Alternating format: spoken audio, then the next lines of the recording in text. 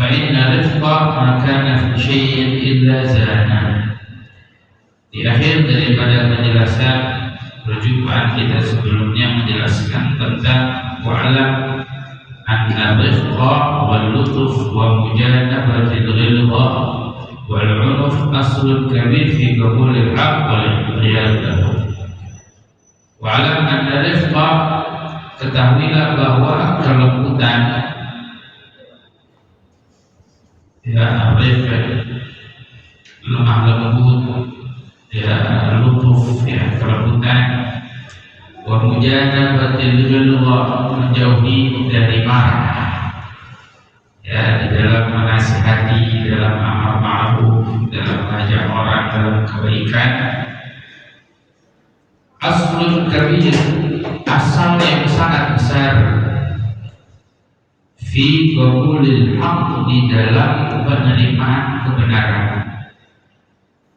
Jadi ketika kita ingin memberi nasihat, diantaranya untuk anak-anak kita, maka gunakanlah cara dengan lemah lembut.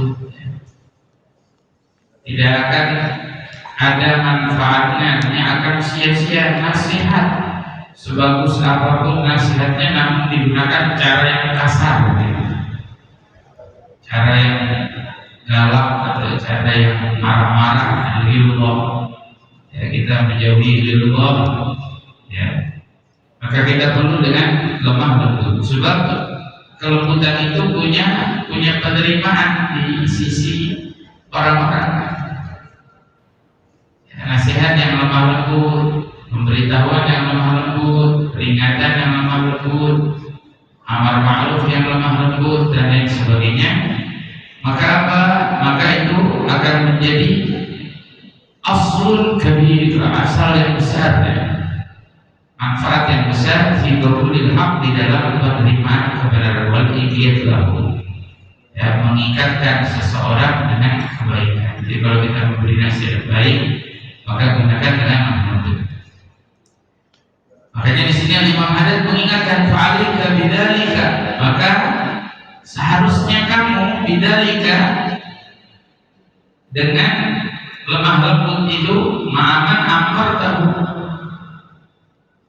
lakukanlah bersama ma'aman amartahu, bersama man, siapapun amartahu yang kamu perintahkan. Jadi kalau mau memerintahkan kebaikan, lakukan dengan lemah lembut. Nahaitahu, atau melarang seseorang, lakukan dengan lemah lembut. Kadang ada yang sulit, ya, kayak anak kalau dilarang jangan ini, malah dilakuin. Ya, ada yang nakal lah, kalau dikasih tahu jangan, malah dikerjain sama dia. Ya, perlu ditarik, seperti itu perlu ditarik. Tapi tetap caranya harus dengan lemah lembut. Begitu juga khususnya di dalam nahaitahu, kita melarang seseorang, melarang orang untuk apa? Untuk tidak jatuh dalam dosa, maka larangnya dengan lemah lembut. Kalau kita larangnya dengan kasar, nggak akan jadi perubahan buat dia. Kita marah-marahin, nggak akan jadi perubahan buat dia.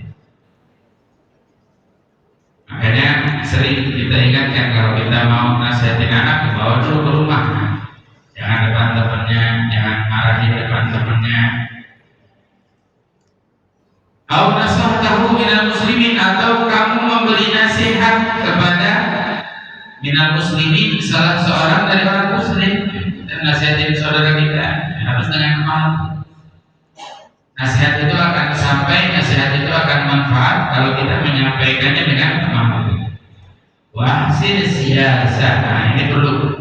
Wa ahsin siyasah, wa ahsin itu perbagus. Siasat, bersiasat, ya. Jadi kita kalau mau memberi nasihat, lihat situasi dulu, kan? Siasat itu lihat situasi dan kondisi gimana. Apa nih cara yang baik? Kadang kalau ada orang-orang ahli psikolog itu bilang, kalau kita menasihatin anak, ajak makan, pas anak tuh makan, dinasihatin, masuk tuh nasihat, kita ajak jalan, senengin dulu, ya, biasanya gitu, ya. kayak ada iklan mari bicara, itu psikolog seperti itu. Jadi artinya siasat gimana caranya supaya kita bisa berbicara yang pembicaraan itu masuk, bicaranya itu diterima. Nah ini perlu, kadang-kadang masing-masing orang punya siasat tersendiri. Kalau yang dipenuhi emosi, dipenuhi marah, susah dah memberi nasihat kayak gitu. Bahwa marah-marah dulu dia, kesel aja. Kita perlu belajar siasat.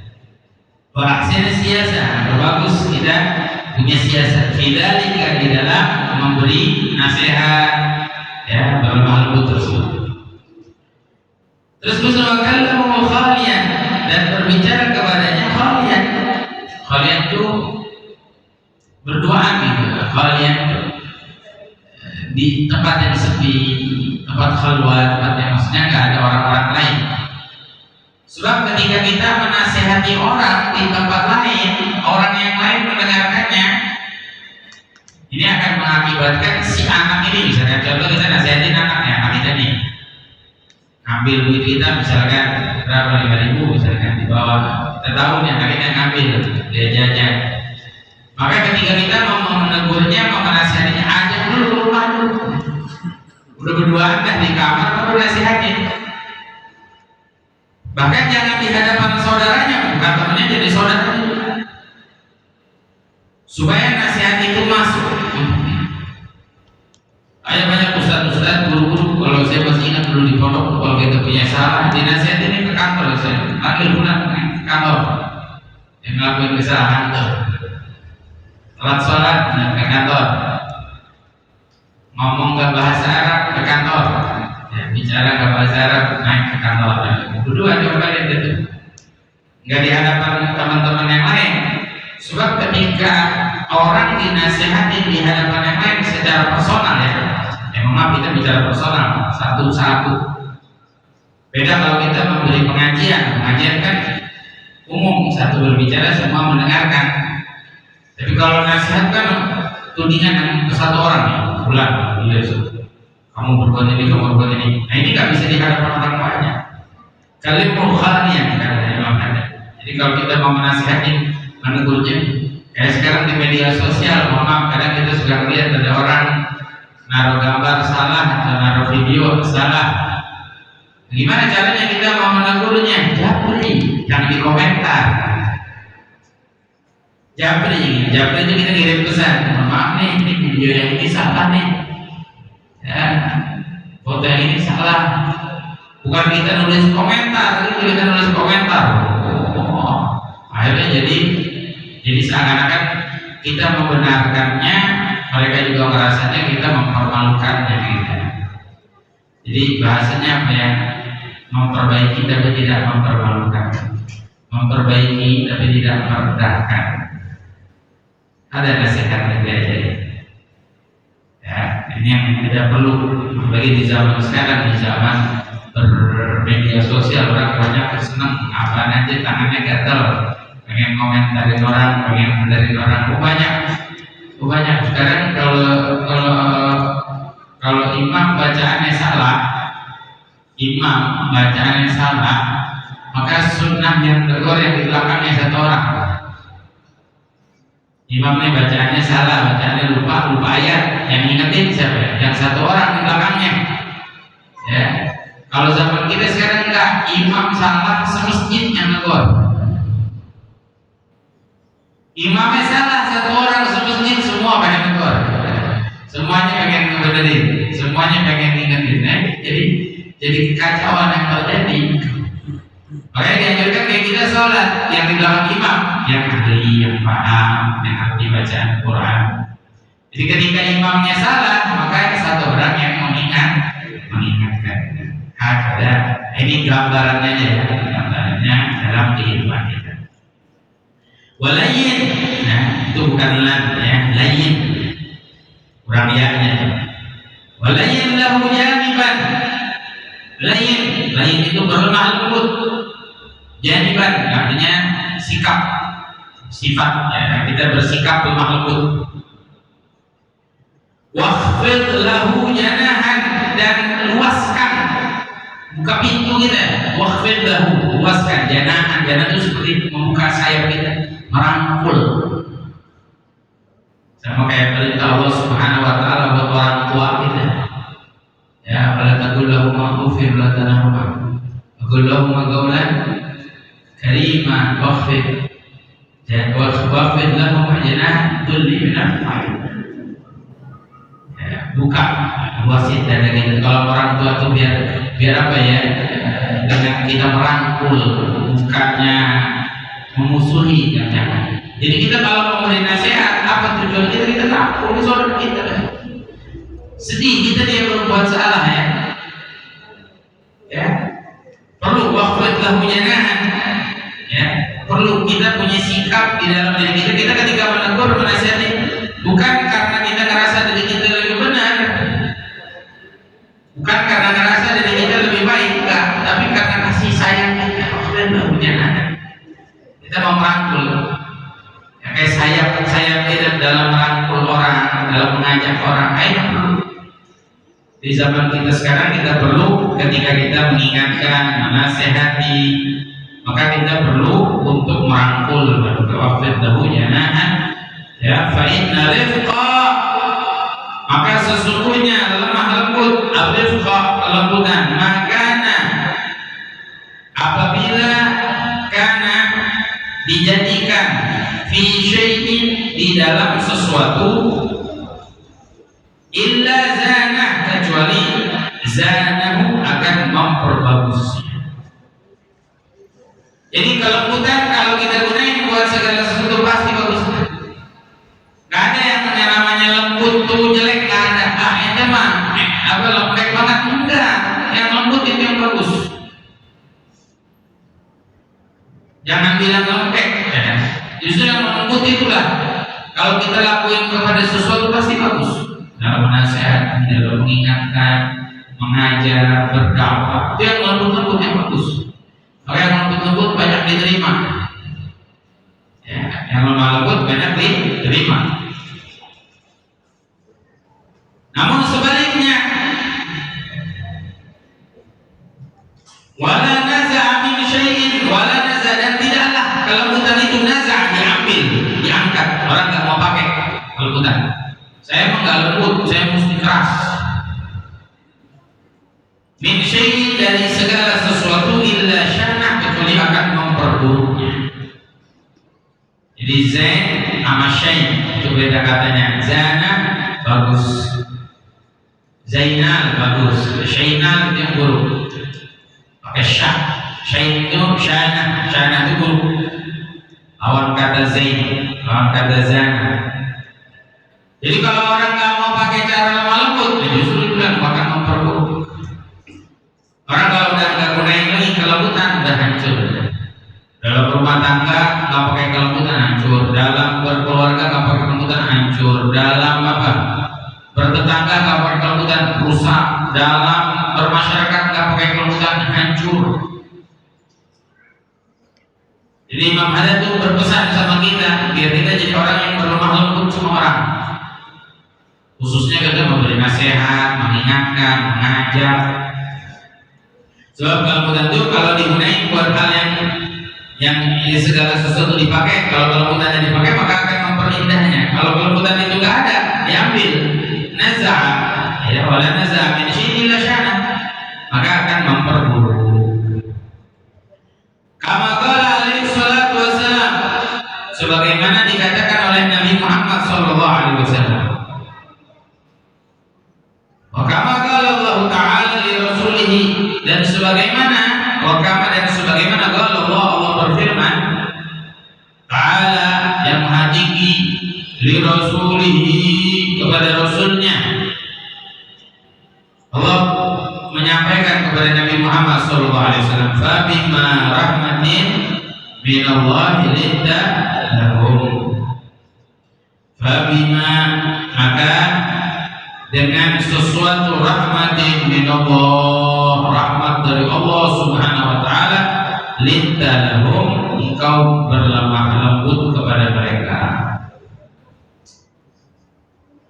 Ya, bagi rahmatin, maka dengan sesuatu rahmat Allah Ta'ala minallahi talahum, engkau berlemah lembut kepada mereka. Apa kata Allah? Walau kunta, dan kalau kamu menjadi faddan ghalidha, orang yang keras, marah, ya, al-qalbi, keras hati, lan faddu min hawlik, maka mereka akan berlari darimu. Makanya Nabi Sallallahu Alaihi Wasallam dalam berdakwah, dakwahnya Nabi Sallallahu Alaihi Wasallam dengan apa? Dengan lembut, dengan kasih sayang. Ya, wa ma arsalnaka illa rahmatan lil alamin. Kalaupun Nabi punya sikap yang enggak diperintahkan oleh Allah Ta'ala, enggak dirahmatin oleh Allah Ta'ala, ya orang lari. Nabi punya sikap keras, orang lari. Ya. Tapi karena apa? Karena sifatnya Nabi SAW rahmat dari Allah Ta'ala, yang lemah lembut. Nabi SAW lembutnya orang luar biasa. Ya, ada sahabat Nabi bin Umar tegas, tapi Nabi Muhammad SAW kalau dulu yang nahani, yang ngademin, ya, yang datang ke Nabi SAW yang kurang ajar, yang datang ke Nabi SAW yang main nyebut nama, yang datang ke Nabi SAW yang nunjuk-nunjuk. Ya, tapi apa yang Nabi SAW ngademin maksud? Apa yang di depan Ka'bah bunuh Nabi. Ya, ada yang datang ke Nabi SAW langsung apa ngolok-ngolok Nabi gini, tapi rahmatnya Nabi SAW. Makanya bagi rahmat yang Allah ilah lahum, dengan rahmat dari Allah Taala kau berlemah lembut kepada mereka. Walaupun faddan ghalidha qalbi faddu min qawlik, apabila kau menggunakan tata cara keras, kasar, apa yang sekarang orang namakan dengan ketegasan, dengan faddu min qawlik, orang pelahan. Aku kita punya anak kita dari kecil nggak kita nasihat, nggak kita bimbing, nggak kita ajari. Dewasa ngerasa udah bisa jalan sendiri hidupnya, terus punya satu masalah, berantem sama kita, marah, kita omelin, kita pakai cara lemah lembut, lari anak kita pergi ya. Apa yang perlu kita gunain? Ilmu. Dari kecil kita didik, kita ajarin dengan kasih sayang, kita bimbing, kita kasih tahu apa yang penting dalam kehidupannya dia, syariatnya dia, ya, jalan hidupnya dia, sampai biar dia dewasa dia ngerti jalannya, supaya jangan sampai apa, jangan sampai rusak jalannya. Di pohon deh, pohon kita kalau pohon apa namanya baru membunuh, kita mau langsung apa namanya bekokin, nggak bisa, pelan-pelan dibekokin, dipakein bulu kayu biar di pohon berdirinya terus, dibiarin ke pohonnya apa namanya melenceng di apa dikerasin patah, dikerasin batangnya patah. Kata manusia bukan cuma orang perempuan doang, tulang rusuk susah dikerasin patah, bukan manusia semua juga gitu ya. Kadang kita ada orang nanya sama kita pengen jawabannya, dia pengenin. Ada orang nanya sama kita pengen jawabannya, kita jawab dari hal yang kita perlu jawab. Syariat Nabi bukan yang kita pengen, kita mau nyari kebenaran. Kalau mau nyari kebenaran ya dia aja membenarkan dirinya sendiri, bukan nyari kebenaran.